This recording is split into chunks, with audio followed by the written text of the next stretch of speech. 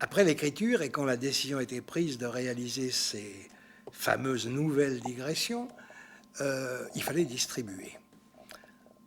Et là, très rapidement, s'est imposé à moi Camille Bouzaglot, qui avait déjà fait les digressions avec moi à la Comédie, et notamment joué une remarquable Marianne des Caprices, Camille des On ne badine pas avec l'amour, et que j'ai eu comme élève il y a assez longtemps à Lausanne. Et dans la même classe qu'elle était François Revaclier, avec qui j'ai beaucoup travaillé aussi, un excellent Beretti sur Suchard, dans les usines Suchard, à Neuchâtel, dans les usines désaffectées, et Watmer aussi, et d'autres. On s'est suivis, on s'est vus très très souvent, et avec Camille et avec Françoise, qui étaient dans la même classe d'ailleurs à Lausanne.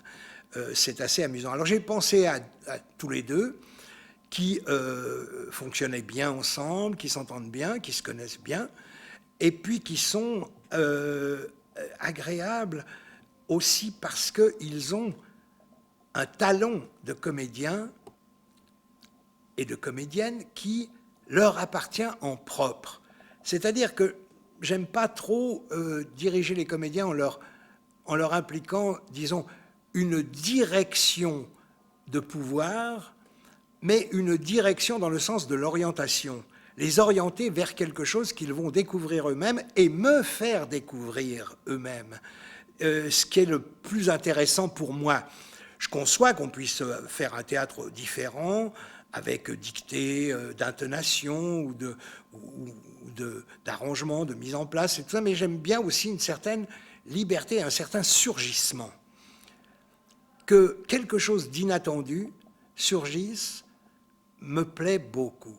D'autant que ce spectacle se doit d'être un spectacle de texte, puisque c'est digressif, et que, en même temps, c'est presque une volonté, je dirais, de manifeste. J'appelle ça le poétiquement correct. Et poétiquement correct, ce qui va créer des tas d'images par les mots et ne pas avoir besoin d'un support gigantesque de l'image.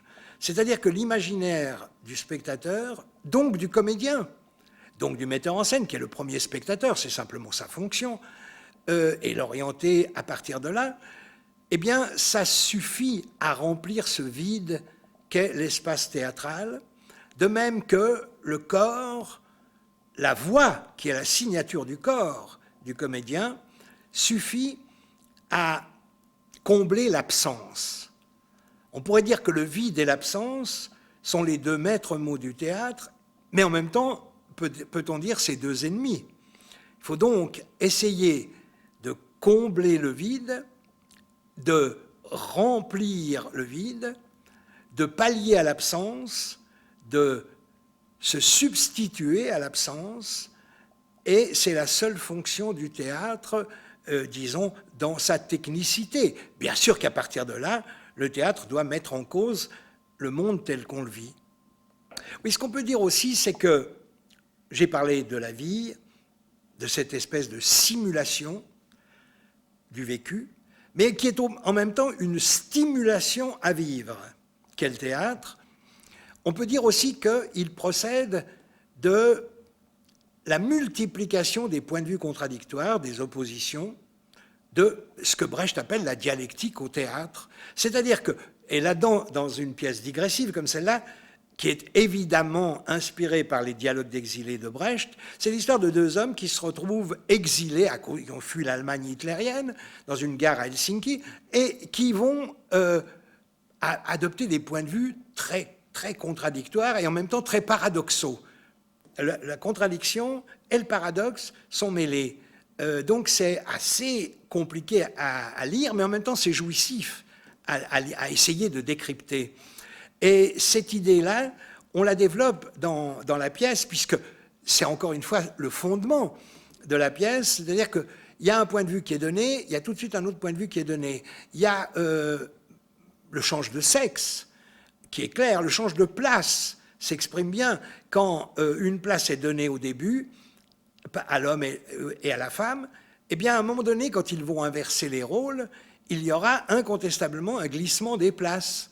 Donc, on joue en même temps, on joue parce que le théâtre est un camp de ludisme, donc le jeu, le ludique, doit être toujours mis en avant. On joue aussi avec ça, et les situations, et les mots, et les intentions, et on prend dans la vie de tous les jours ce qu'il est possible d'exprimer et de retourner en même temps.